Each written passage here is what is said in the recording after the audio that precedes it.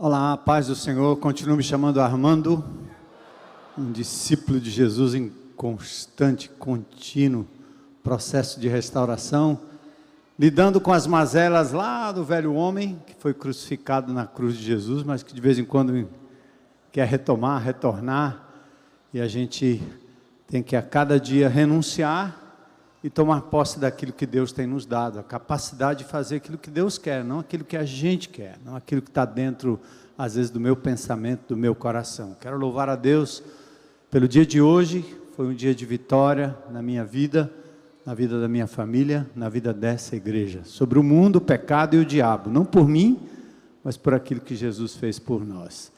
Muito feliz de estar aqui. Hoje de manhã foi um momento muito especial. Nós temos aqui nessa propriedade um grupo de pessoas que cumpre penas alternativas, ao invés de irem para o presídio, para um local de reclusão. O juiz determina que eles cumpram uma pena alternativa aqui. Então, veja que interessante, né? O pagamento de um erro, de um delito, é passar o dia na igreja. Então, coisa boa, né? Eles vêm para cá e muitos deles estão aqui com a gente, é chamada VEPA, Vara de Alternativas, de Penas Alternativas, e nós temos pessoas que aqui cuidam delas, como Bezerra, Gleice e outros, que são sustentados pelas ofertas que vocês dão, pelo dízimo, pela contribuição mensal, que é a contribuição fiel, regular, não eventual, que sustenta tudo isso aqui. E ainda os obreiros que trabalham no sistema prisional, há mais de 30 anos que nós estamos no sistema prisional de Fortaleza e também no centro socioeducativo, tanto o presídio feminino como o presídio também masculino. E lá eu já tive o privilégio de ver a formatura de vários presidiários ali que estão passando pelo processo de restauração, fazendo então o trabalho dos 12 passos, ou seja, indo passo a passo no caminho da restauração. E assim eles são resgatados, as famílias também. E aqui hoje de manhã foi lindo, porque antes de eu subir para a pregação, alguém disse: olha, tem um aí que cumpriu a pena dele aqui, já está liberado, mas ele insiste em voltar, então ele continua aqui. E eu fiquei imaginando, né, daquele escravo que decidiu ser escravo de Jesus. Então ele fura a orelha e diz: agora eu estou livre, mas eu quero continuar escravo, servo do Senhor Jesus. Então foi muito lindo, entregou a sua vida a Jesus aqui, hoje de manhã, antes da pregação, sem nenhum momento especial de apelo.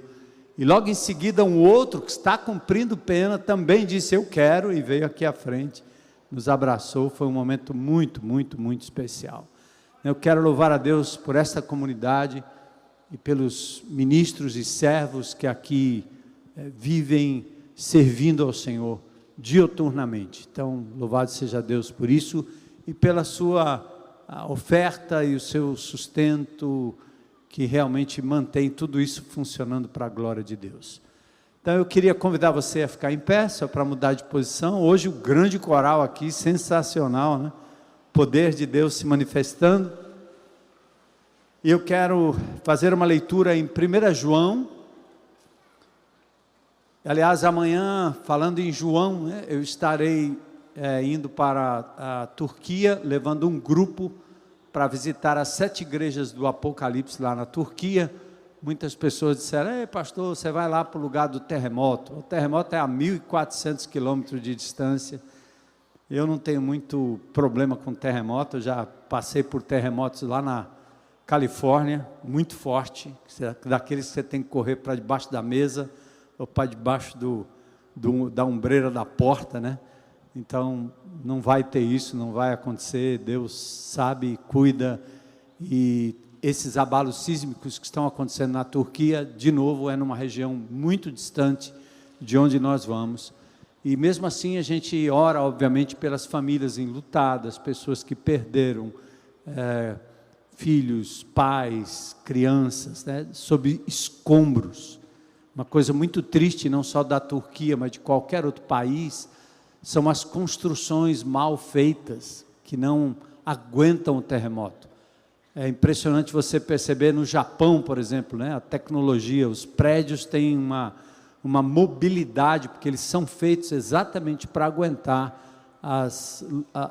os abalos sísmicos que lá acontecem com muita frequência. Já em outros países, às vezes a corrupção, o mal feito, acaba trazendo essas intempéries. Então, Deus nos guie nessa viagem, e em novembro eu devo estar levando um grupo também para Israel, num período muito curto, uma forma de abençoar os irmãos, ajudar os irmãos a visitar a Terra Santa, né? E agora nós vamos lá para o Apocalipse. Então está aqui o João, que escreveu, aliás, eu não vou para o Apocalipse, eu vou para o lugar onde o João que escreveu o Apocalipse, né? E se for, eu não vou estar lá, porque no Apocalipse só nos primeiros 3 capítulos que a igreja está, depois ela é arrebatada, e aí o negócio começa, e vai começar bem rápido, depois que Jesus voltar para buscar a sua igreja. Aí nós teremos toda aquela ideia dos 7 anos de tribulação, e aí as 7 trombetas, as 7 taças, e assim vai, os 7 selos primeiro, depois 7 trombetas, depois as 7 taças, e assim será, tá bom? 1 João, capítulo 3, versículos 7 e 8. Filhinhos, está aí já, né?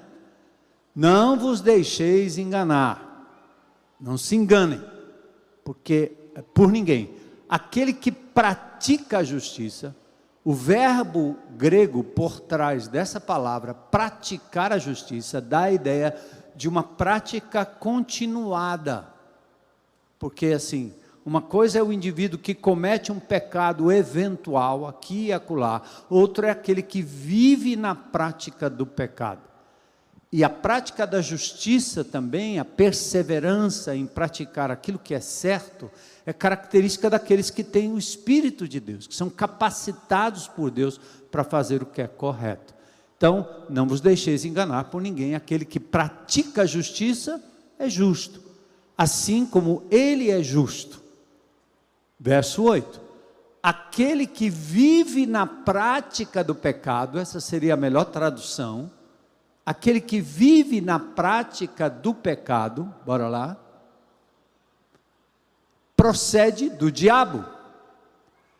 Jesus uma vez olha para os seus contemporâneos e diz, vocês têm como pai o diabo, João 8, vocês têm como pai o diabo, porque a prática de vida de vocês é coerente com a paternidade de vocês, vocês estão agindo de acordo com o pai de vocês. Então não se assustem aí de dizer que aquele que vive na prática constante do diabo, aliás do pecado, ele tem conexão com o inimigo de Deus, é como chamado aí o diabo, o inimigo de Deus, um anjo caído que induz as pessoas à prática contínua do pecado. Por quê? É característica dele, ele vive pecando desde o princípio.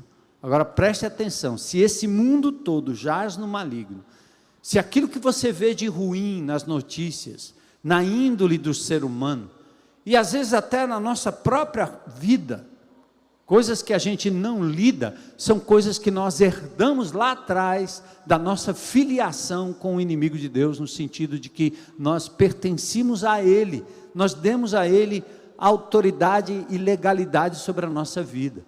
Mas em Jesus isso é quebrado, e agora você pode parar de fazer o que é errado e começar a fazer o que é certo. Então o texto está dizendo exatamente isso, e olha a última frase, para isto se manifestou o Filho de Deus, para o que, gente? Destruir as obras do diabo.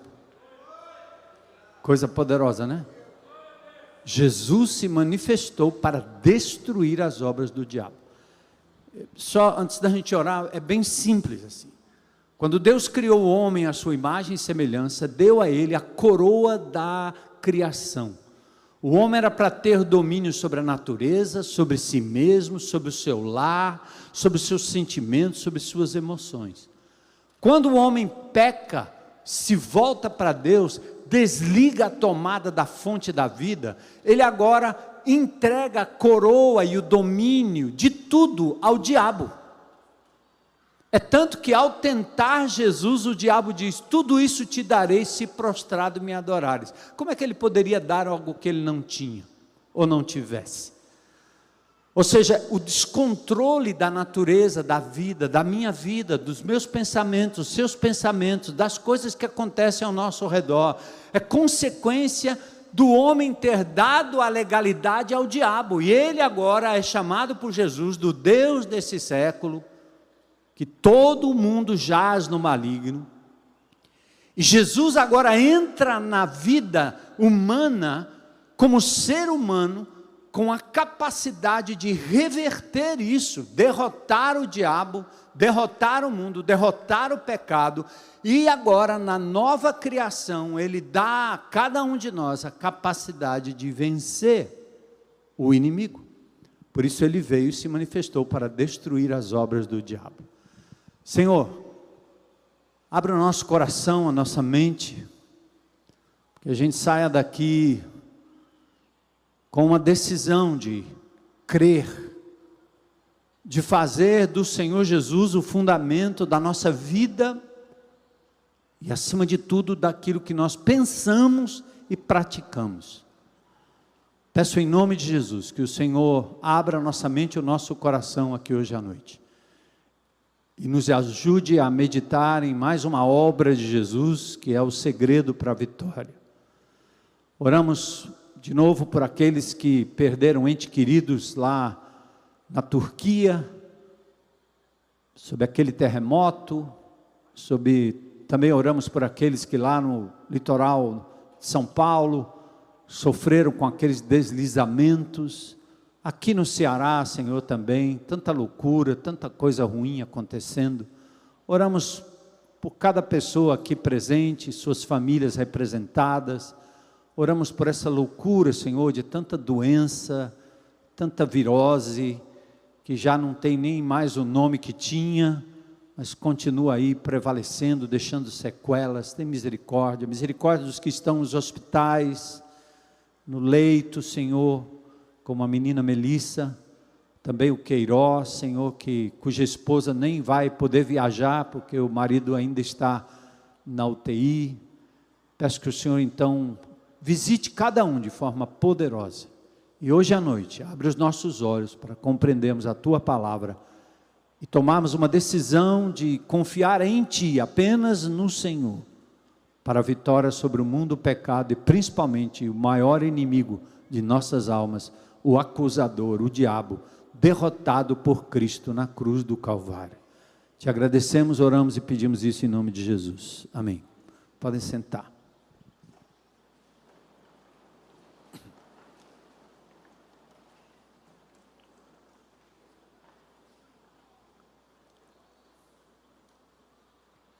Nós aprendemos nessa sequência a chave para a vitória sobre o pecado, ou seja, o erro, o vício.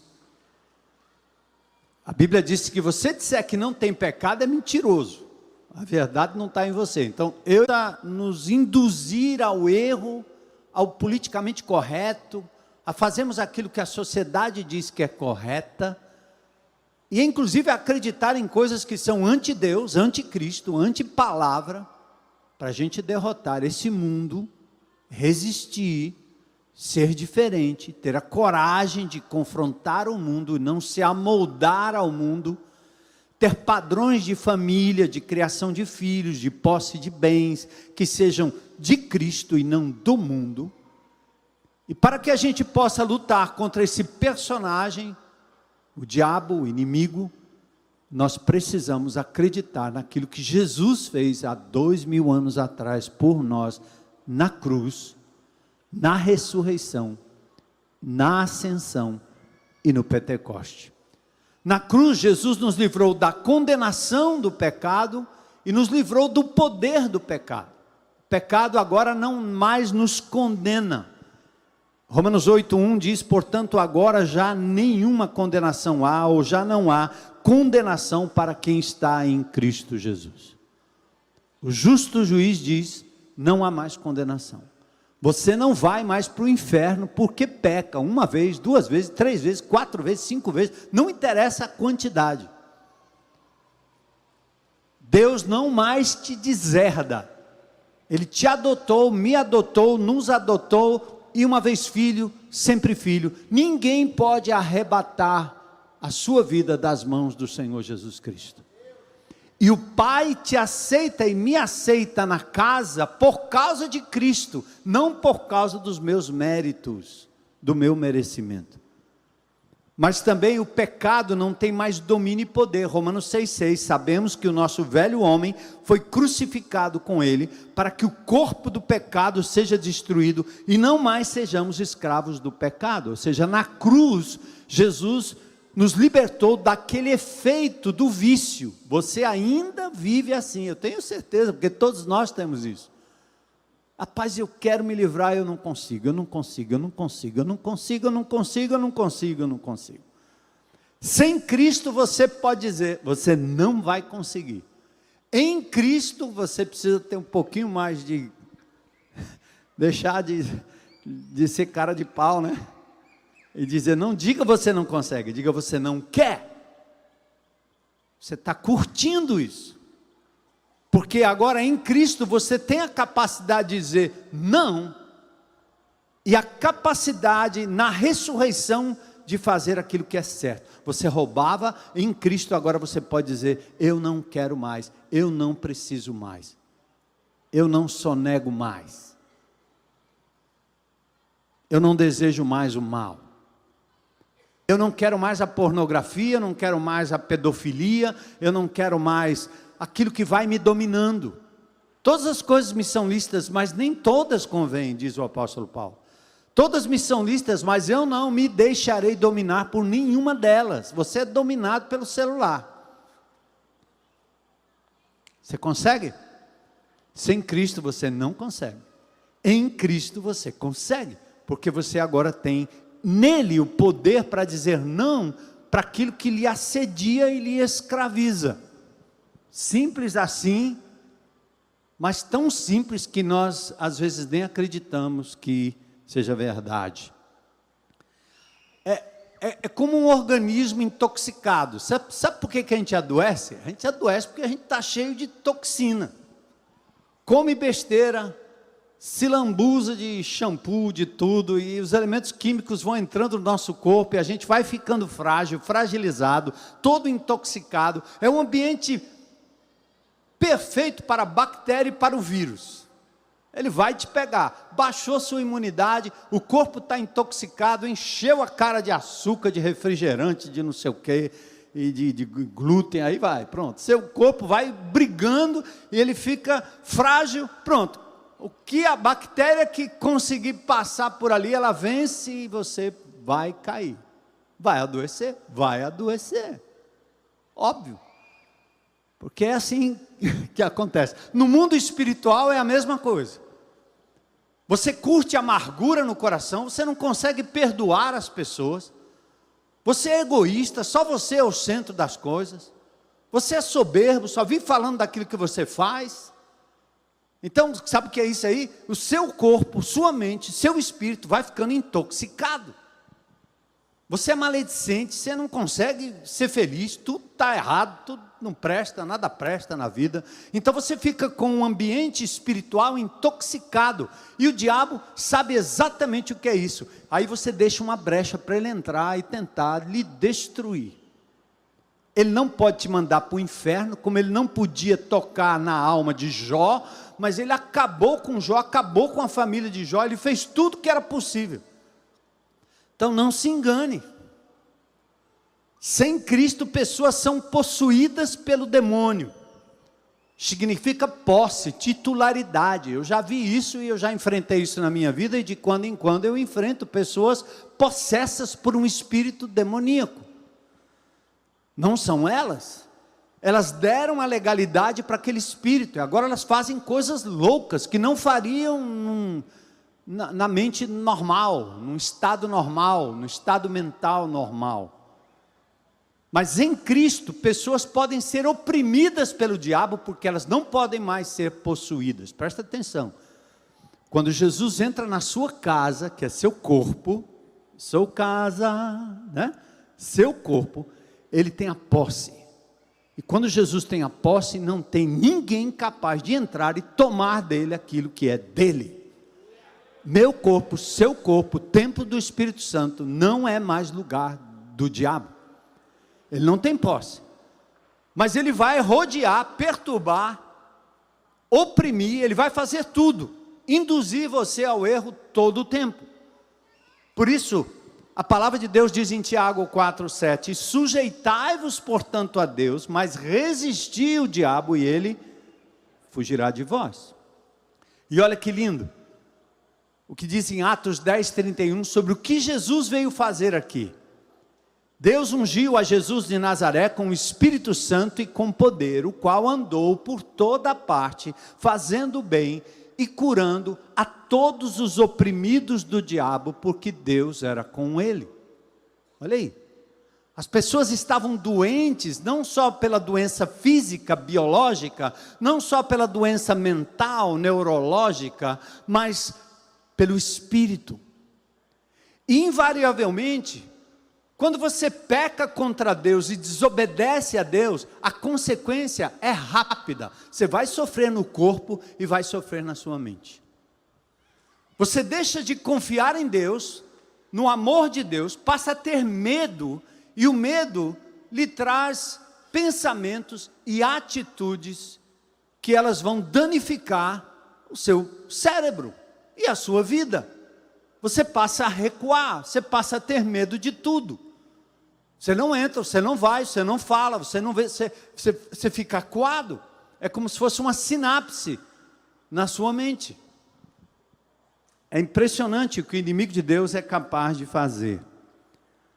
Mas hoje nós vamos falar sobre mais uma obra de Cristo, que é a ascensão, que aconteceu logo depois da ressurreição, quando Jesus foi assunto aos céus, fisicamente, conforme está em Atos 1, 7 e 9. Entenda isso. Nós que somos católicos, eu sou católico, porque a fé católica é a fé universal. Eu sou apostólico, porque eu acredito na doutrina dos apóstolos, Efésios 2:20. Mas eu não sou romano, já fui. A base da minha fé era Roma, era o Papa e tudo que a Igreja Católica dizia. Então eu continuo sendo católico, apostólico, não romano. Entenderam? Agora, se você é pentecostal, claro, minha igreja nasceu em Pentecoste, como é que eu não sou pentecostal? Você é renovado? Claro, eu leio a Bíblia todo dia para renovar a minha mente, como é que eu não sou renovado? Então é meio complicado me pegar nessas histórias e botar uma etiqueta na minha testa, para dizer, o pastor Armando é o quê? Eu sou crente, servo de Jesus, só isso aí, e sou tudo isso aí, católico, apostólico, romano. Então eu vivi 17 anos, católico, apostólico, não romano. Valeu, Gabi, você estava prestando atenção, né? Então eu vivi 17 anos debaixo da igreja católica. Eu conheço bastante, meus pais eram espíritas, li muitas obras do espiritismo, de Allan Kardec. E participei de muita macumbaria também na época, né? Aquele negócio, agora é chamado de manifestações afrodescendentes, né? Tomar banho de folha, para ver se eu jogava bem lá no time, né? Tinha uns negócios, tinha uns mungangos, o pessoal girava, mandava eu comer uns negócios estranhos, enfim. E no catolicismo, com todo respeito, eu preciso falar disso para vocês. O católico tem duas tradições que elas são equivocadas. Se tem católico nos assistindo ou aqui presente, respeito o seu catolicismo, tá certo? E o convido a examinar comigo a verdade. Coloca sobre a mesa aí, a verdade. Há duas crenças equivocadas no catolicismo. A primeira crença é que Maria ascendeu aos céus. Então você tem um feriado que é chamado a Assunção de Maria. Que você, católico, gente boa, que lê a Bíblia, aquela grandona, pelo menos aquela da Barça, bem grandona, você não vai achar em nenhum lugar da Bíblia, em nenhum lugar, escrito que Maria ascendeu aos céus. Simples assim. Se tiver algum irmão aí, algum padre, pode vir falar comigo, para me mostrar. Eu quero aprender onde é que está, porque não está. E eu já fiz isso com os padres, já fiz isso com o bispo, já fiz isso. Cadê? Não, é tradição. Ah, então, se é tradição, alguém inventou. Eu não vou pela tradição para colocar minha vida, minha fé, em algo que não é verdade. Quando eu fui em Baturité ver aquele indivíduo que estava recebendo umas revelações, vendo Maria nas nuvens, eu fui lá ver aquele povo. Vinha gente de todo canto, de todo lugar. Vinha gente de Recife, caravanas em Baturité, lá em cima, na serra. E no final, aquele indivíduo era um pedófilo, nojento, que estava abusando daquelas crianças que estavam do lado dele. E eu fiz parte do inquérito que processou aquele homem lá. Porque a polícia me pediu, inclusive, ajuda. Como processa um indivíduo que é o homem da fé, que diz que Maria está falando nas nuvens? Gente, isso não está na Bíblia, isso é invenção, é projeção da cabeça daquele povo que ficava olhando para o sol, olhando para as nuvens todo dia, para ver se dá uma silhueta de Maria. Nas nuvens você vê qualquer coisa, um cachorro, um cavalo, um homem, uma mulher, qualquer coisa. Olha a fé do brasileiro, como nós somos levados e induzidos ao erro, sem palavras, sem escritura, sem mostrar, está escrito aqui. Então Maria não ascendeu a canto nenhum. Ela, como um ser humano, foi uma mulher agraciada por Deus, abençoada por Deus. Certo, mulheres? Maria, ó, gente boa. Mulher de Deus, ela é chamada de uma mulher agraciada por Deus. Amém. Mas quando chegou lá nas bodas de Caná, ela diz: façam tudo o que ele disser. E Maria foi aquela que também disse: minha alma engrandece ao Senhor, meu espírito se alegra em Deus, meu Salvador. Então não existe ascensão de Maria. Outra coisa que não existe, que é uma mentira, um erro crasso, chega a ser malicioso, de tradição católica, que diz que Maria pisou na cabeça da serpente. Quem já viu uma imagem da Maria com a serpente embaixo? Alguém já viu aí? Que país vocês estão? Tem lá. Sabe o que é aquilo? Em Gênesis 3,15, quando Deus então aborda o casal no seu erro, ele diz que a serpente iria ferir o calcanhar do descendente, que é Jesus, e este lhe pisaria na cabeça. Ou seja, ele seria ferido não mortalmente pelo diabo, mas ele pisaria na cabeça da serpente. Um pronome pessoal em hebraico, que quer dizer ele, ele, é mudado na tradução católica, para dizer que ela vai pisar na cabeça da serpente, como se fosse ela a salvadora que iria para a cruz do Calvário dar salvação para o planeta. Isso é uma forma de enganar as pessoas, porque nós somos negócio de manhinha. Ó, rapaz, com manhinha não se mexe, principalmente aqui no Nordeste, não é não? O que manhinha falou, manhinha para lá, manhinha para cá, os homens usam até no casamento, chama a mulher de manhinha. Então, duas coisas que não existem, que tem que se desfazer aqui agora em nome de Jesus, porque está escrito: Jesus é aquele que pisou na cabeça da serpente e triunfou sobre o inimigo de Deus na cruz do Calvário. Amém? E Maria sabe disso, tanto que ela diz: minha alma engrandece ao Senhor, meu espírito se alegra em Deus, Quem precisa de Salvador? Senão alguém que está precisando de redenção e de salvação, como todos nós. Ela foi um instrumento de Deus, mas uma mulher, serva, exemplo de mulher. Então pronto. Aí nós podemos agora sim falar sobre a ascensão de Jesus em Atos 1, versículos 7 a 9. Jesus morre na cruz do Calvário, ressurge ao terceiro dia, e agora ele se apresenta aos discípulos. Ele não reencarna, é ele mesmo. Tomé, bota o dedo aí para você ver. Não é uma reencarnação, é uma ressurreição. E aí os discípulos, quando Jesus poderosamente ressurge dentre os mortos, ele come com os discípulos, demonstra poder, atravessa a parede, Aí os discípulos dizem assim: rapaz, agora nós vamos com você para Brasília tomar posse, não tem nem Bolsonaro nem Lula, agora é Jesus.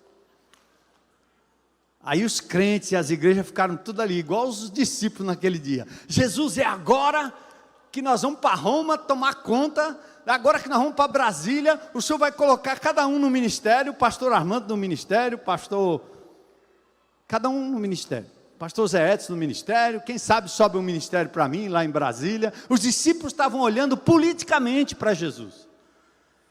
Não entenderam nada do que aconteceu, não entenderam nada do que ele fez, estavam querendo transformar Jesus num líder político. Claro, o povo estava oprimido, sofrendo, então foram atrás de um Messias, e ele era o Messias de verdade. Só que ele responde como? Não vos compete conhecer tempos ou épocas que o Pai a si mesmo reservou. Mas vocês vão receber o Espírito Santo. Poder ao descer sobre vós o Espírito Santo, e vocês vão ser minhas testemunhas em Jerusalém, Judeia, Samaria e até os confins da terra. Porque aquela não era a hora do estabelecimento do reino definitivo de Cristo.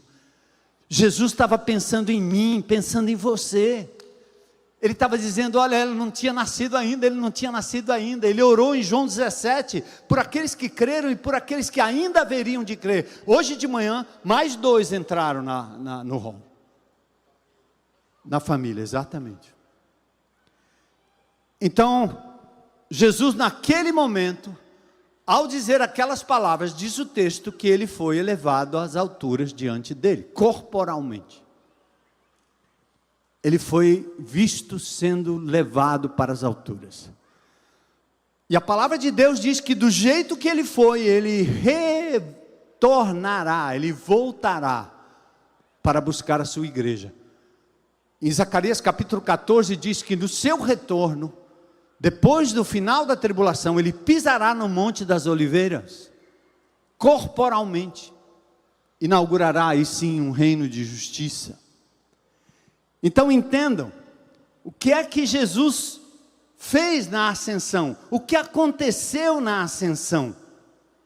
Deus se fez gente, tornou-se por um pouco de tempo menor do que os anjos, Salmo de número 8, venceu na cruz o pecado, triunfou sobre o inimigo, despojou principados e potestades publicamente, triunfou deles na cruz, Colossenses 2,15, e na ascensão, ele assentou-se à direita do Pai e recebeu um nome e uma autoridade sobre todo o nome. Coloca aí Hebreus 1, 3 e 4 para mim, e eu vou mostrar para vocês assim. Jesus estava com o Pai, Pai, Filho, Espírito Santo, a Trindade, certo? Como vértices de um triângulo. Eu não entendo a Trindade, nem quero entender, só quero adorar esse Deus triuno maravilhoso. E Jesus estava na sua glória. No princípio era o Verbo estava com Deus e o Verbo era Deus. Todas as coisas foram criadas por Ele, e sem Ele, nada do que foi criado se criou. Ou seja, Jesus estava na criação com o Pai, mas Ele era o grande eu sou.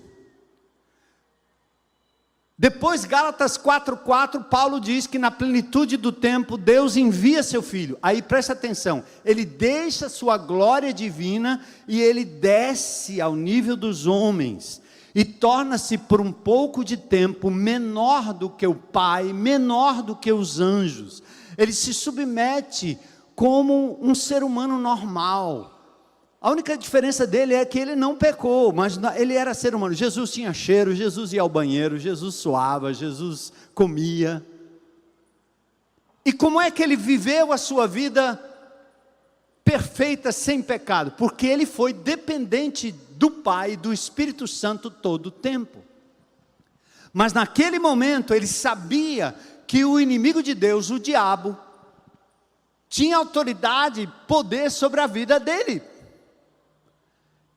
Por isso que o diabo levou ele para um canto e disse: tudo isso te darei se prostrado me adorares. Vem cá. Bora, você não está com fome? Transforma essa pedra em pão. Fácil. Usa o teu poder para proveito próprio.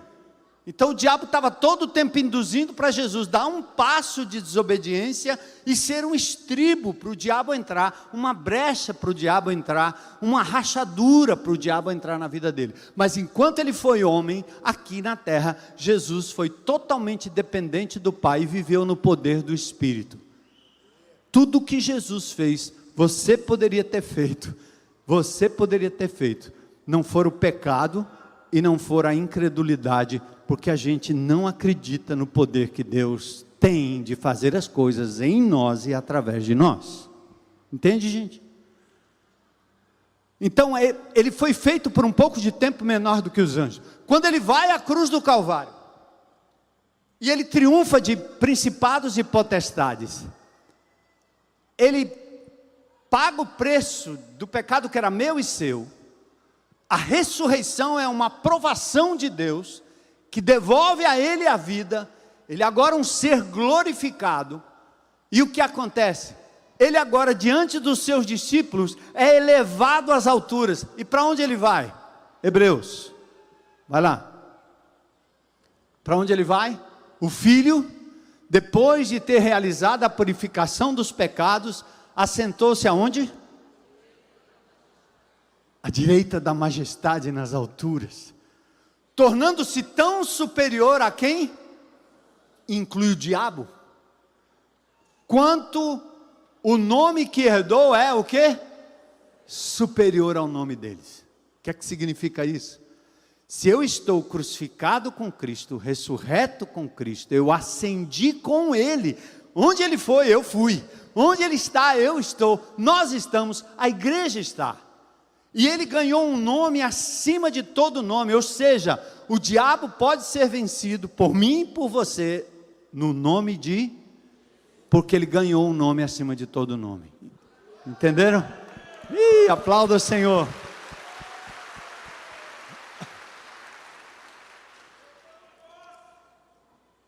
Então, na ascensão, temos em Cristo poder para lidar com outro inimigo, que é Satanás.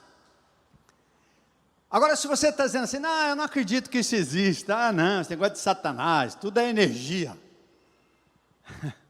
Energia não fala, energia não tem vontade, energia não induz pessoas ao erro, energia é neutra, o diabo não é neutro. E aí eu quero dizer uma coisa muito clara para você, meu irmão em Cristo Jesus. Ninguém falou mais do diabo do que Jesus. Se você não acredita na existência do diabo, você pode negar que Jesus existiu, ou o que ele falou não vale nada. Se você diz que acredita em Jesus, você tem que acreditar no que ele disse. E ninguém mencionou mais o diabo, lidou mais com o diabo do que o próprio Senhor. A Bíblia diz que ele é o Deus desse século, 2 Coríntios 4:4, que ele anda ao nosso derredor, 1 Pedro 5, 7 e 8, que ele se disfarça em anjo de luz. O diabo não é aquela figura da Marquês de Sapucaí que pegou fogo. O diabo não é um bicho feio que vai pegar você na esquina de noite. Eu sou feio, mas... O diabo não é isso. Eu mesmo descrente, menino, ousado, eu não tinha medo de cemitério. E negócio de alma, lobisomem. Todo mundo na rua e entrava para dentro de casa, e eu dizia, o que é que é aí? Ah, o lobisomem. Onde é que está esse lobisomem? Quero falar com ele. É o cemitério. Por que você tem medo de cemitério? Pô, está tudo morto aí. Atenção, o diabo veste Prada. O diabo tem marca. O diabo é doce. Sabe o doce? Conhece o açúcar?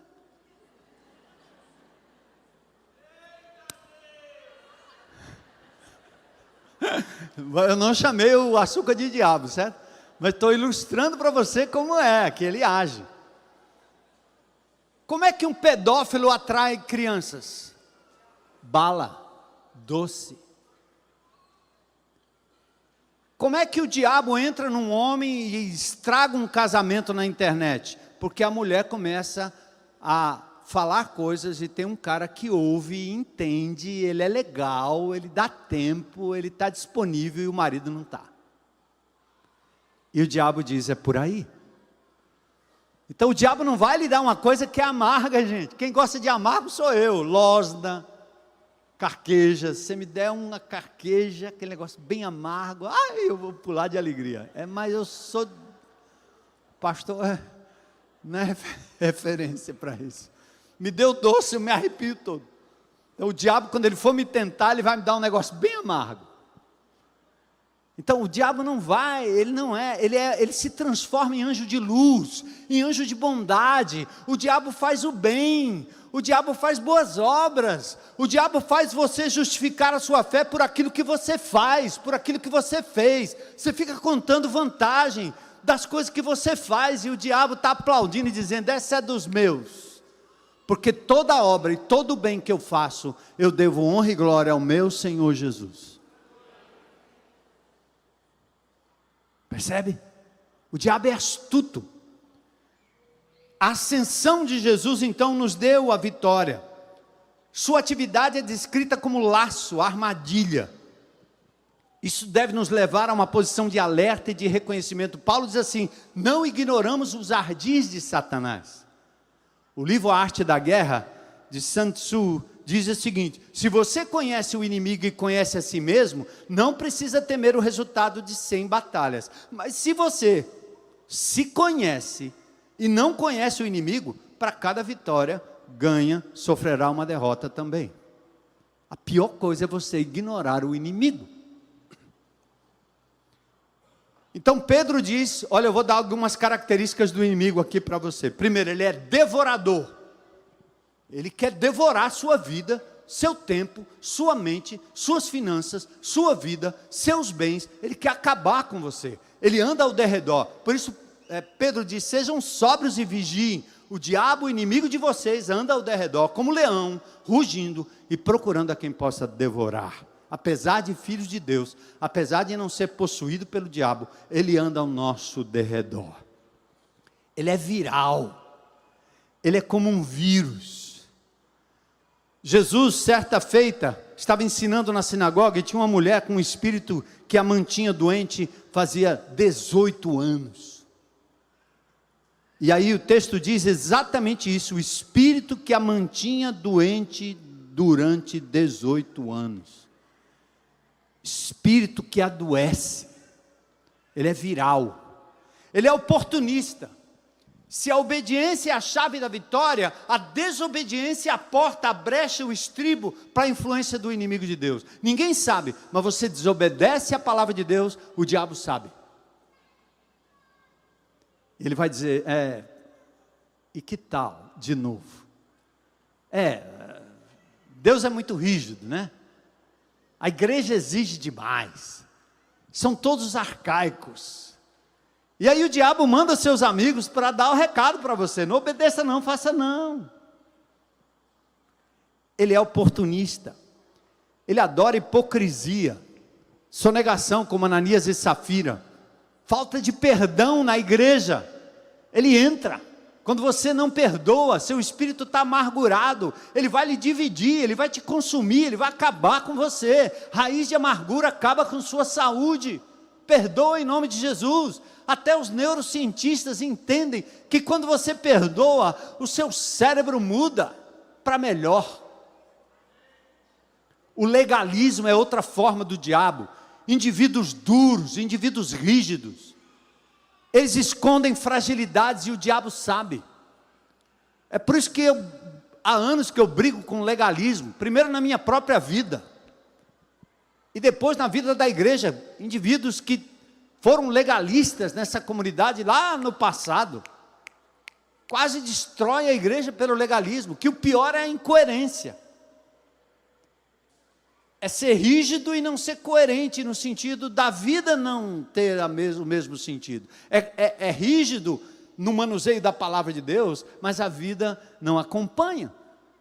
É um indivíduo que na igreja é um santarrão, é teólogo, ensina todo mundo e vai para casa bater na mulher. Vai para casa menosprezar os filhos, vai para casa ser violento. Então o diabo Pega aí. Ele é tentador.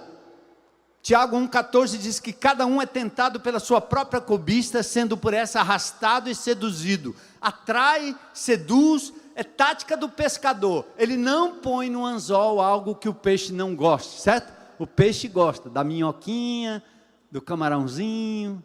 Então o diabo sempre vai colocar para você, para te puxar na internet, nas conversas, no seu trabalho, nos relacionamentos, na sua cabeça. Ele vai ficar passando igual um passarinho por cima, tentando lhe pegar naquilo que você mais gosta, naquilo que você mais precisa. Cuida, ele é acusador.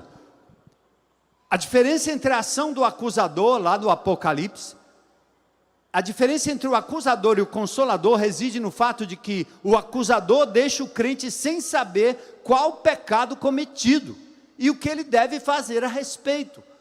O Espírito Santo é aquele que não acusa, mas ele aponta, ele produz certeza e clareza quanto à ofensa e a convicção acerca do arrependimento e o que deve ser feito a respeito.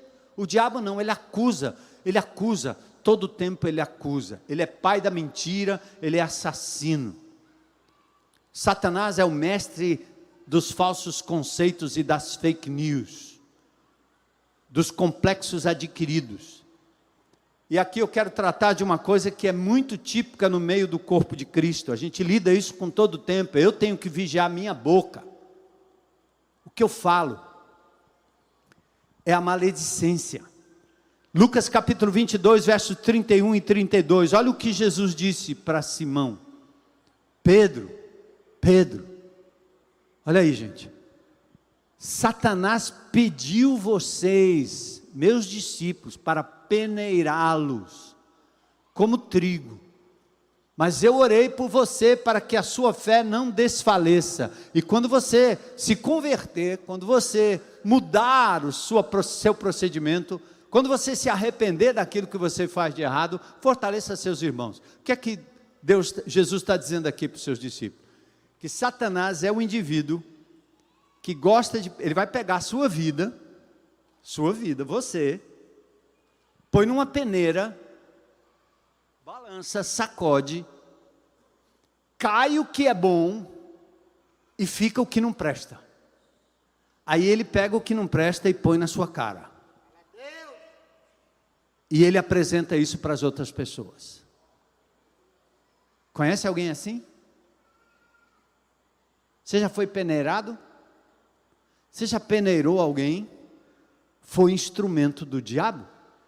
E é o que mais destrói igrejas. São indivíduos que têm prazer em falar mal, em apontar o mal. Hoje de manhã eu usei como exemplo,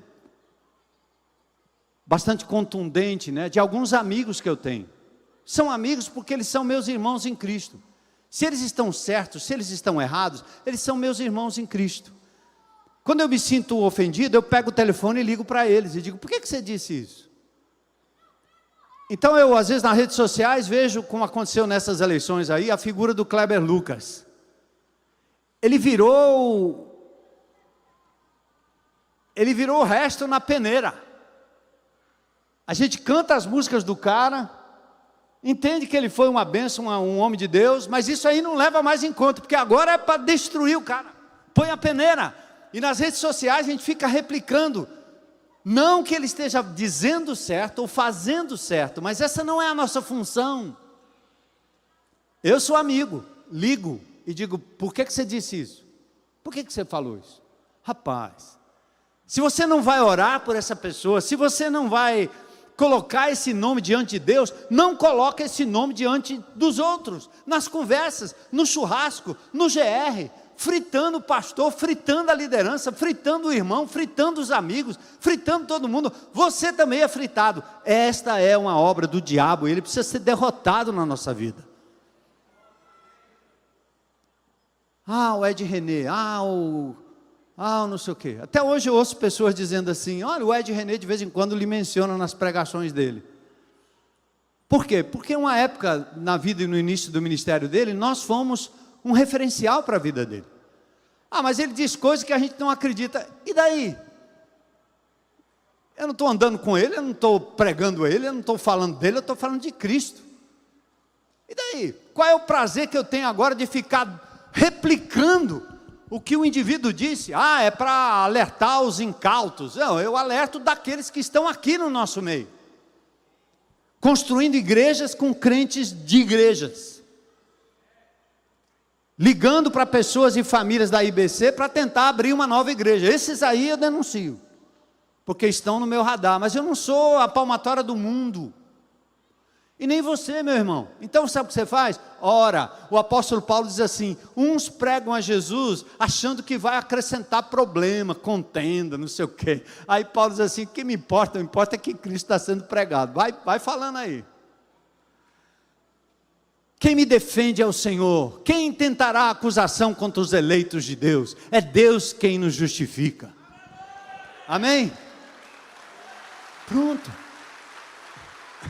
Não vamos fazer o papel do acusador. E eu vou liberar você já já. O perigo da maledicência. Então, não vamos peneirar ninguém, amém, irmão? Quando a gente botar na peneira, a gente diz assim: olha que lindo. Isso aqui não presta não, mas eu vou tratar com ele, pode deixar. Eu falo com ele. Ou vou orar por ele. Mas está aqui, ó. No céu nós vamos nos encontrar com todos eles. Até com os improváveis, né? Então a ascensão nos dá a vitória sobre Satanás. Jesus veio como nosso representante, venceu nas áreas onde o primeiro Adão falhou, e na verdade ele usou a palavra para corrigir as sugestões do diabo. Faça como Jesus fez na tentação: está escrito, está escrito, está escrito. O diabo lhe induz, você diz não. Por isso que ele diz assim, eu vou usar o exemplo da comida, tá certo? Não me pega pelo pé, não. A sua Coca-Cola, seu açúcar, vai nessa aí. Mas você pode dizer assim: eu não vou maltratar o templo do Espírito. Eu sou um velho de 70 anos com várias mazelas, por causa do futebol, da minha vida, tanta coisa, é a coluna, é não sei o que, é o joelho, é não sei aonde, tudo, se eu cuidar direito, parece que vai dar certo, eu vou continuar vivo e fazendo umas estripulias de menino. Mas por que eu faço isso? Eu faço para a glória de Deus, eu deixo de comer para a glória de Deus, eu deixo de fazer extravagância para a glória de Deus, porque o meu corpo é templo do Espírito Santo. Então eu não vou deixar o diabo me dominar, não vou, não quero, não preciso, não posso, não devo. Então use a palavra: eu vou fazer isso para a glória de Deus, quer comais, quer bebais, façam tudo para a glória de Deus. 1 Coríntios 10, 31, meu corpo é o templo do Espírito, não vou deixar o diabo me induzir ao erro, eu vou dizer não. Por favor, pare de dizer não só quando você tem um diagnóstico de câncer. Quando a sua tomografia disse, aí o médico disse, ou você para ou você morre, aí você para. Vamos achar um outro motivo? A glória de Deus. Aí depois disse assim, graças a Deus o médico achou um negócio aqui, eu tenho que parar. Graças a Deus. Mas não poderia ter sido melhor se você fosse obediente à palavra e cuidasse da sua vida, dos seus sentimentos, dos seus pensamentos, da sua ira, da sua gulodice, para a glória de Deus. Entendendo que o inimigo está usando essas coisas na sua vida como estribo, ele quer colocar o pé para dentro da sua casa, dentro da sua vida, dentro do seu casamento, dentro do seu relacionamento pai e filho, dentro da sua empresa. Jesus veio para destruir as obras do inimigo, aleluia. E nós vamos vencer, irmãos, está bem? Porque Deus nos dá a graça da gente ouvir mais uma vez a palavra de Deus. Então a ascensão representa o coroamento da vitória de Jesus sobre o inimigo. Então vamos ter a atitude dos vencedores do Apocalipse: crer no nome, pode entrar o pessoal do louvor, crer no poder do sangue do Cordeiro, confiar no testemunho de Jesus e não amar a sua própria vida. Apocalipse 12, 11. Vitória pela fé no triunfo de Jesus e na sua posição em majestade, Ele está à direita do Pai, e agora você tem autoridade, poder e domínio, porque Ele ganhou essa prerrogativa. Nele temos acesso. A legítima vitória vem em nome de Jesus, pelas obras de Jesus, para a glória de Jesus. Põe aí Tiago 4,7, a gente encerra assim. Nós estamos aqui, nesse plano. Jesus esteve aqui com a gente, mas Ele está à direita do Pai em majestade. Então agora você vai impor as mãos sobre seu filho, sua casa. Depois de muito tempo acabei de ganhar um carrinho de competição. Eu sentei, quando eu sento, eu ponho a mão em tudo e digo: isso é teu, Senhor, é para a tua glória, que seja para a honra e glória do teu nome. Assim eu faço com o carro, assim eu faço com a minha casa, assim eu faço com coisas que eu compro, assim eu faço com meus brinquedos, assim eu faço com a minha família, faço com meus filhos. Imponho as mãos, é de Jesus. E quando você vir que alguém está perturbado perto de você, ore em nome de Jesus. Eu contei de manhã, vou contar um exemplo de um aconselhamento que eu tive uma vez. E os pais entraram e a criança, ela pulava de um lado para o outro, de um lado para o outro, de um lado para o outro, e ia acabar com o escritório lá do aconselhamento. Aí a mãe queria falar comigo, o pai também, e eles disseram, a primeira coisa que disseram: não, pastor, desculpa aí, a gente não pode com esse menino. Aí eu senti na hora, sabe por quê? A coisa, quando o diabo age, é tão espiritual, quem está no Espírito sente. Quem não tem o Espírito de Deus não aguenta ficar perto de quem tem o Espírito de Deus. Esse ambiente aqui, onde a unção de Deus opera, o inimigo de Deus não consegue, a pessoa possessa, não consegue ficar aqui dentro. Ele vai levantar, ele vai dormir, ele vai sair. Eu não estou dizendo que você está possesso se você sair agora, não. Pode ir, irmão. Mas eu sei o que é isso. Então aquele menino pulava de um lado para o outro, e o pai: eu não aguento. Eu disse: meu Deus, isso aqui não pode ser. Eu disse: em nome de Jesus, senta. O menino olhou para mim, arregalou os olhos, foi para a cadeira e sentou. O que era aquilo? Um menino perturbado, cuja relação com os pais havia uma quebra de hierarquia. Não havia submissão, não havia obediência, não havia proteção dos pais sobre aquele menino. Deixaram que ele... Não estou falando aqui desses meninos que hoje têm transtornos. Você vê em todo canto, né? No shopping está cheio, você vê isso todo tempo, toda hora, todo tempo. Eu vi no shopping center outro dia. A mãe corre atrás todo tempo. São outros problemas, são psicológicos, são neurológicos, pode ser o que for. Eu estou dando o exemplo de um menino que estava induzido pelo inimigo de Deus, porque o pai, que era a autoridade da casa, abriu a brecha e o diabo entrou. Como ameaçou entrar na minha casa, na minha vida, com as minhas filhas, sem ver nem para quê, doentes à noite com febre altíssima. De onde veio isso? Corro lá e repreendo em nome de Jesus. A febre vai embora.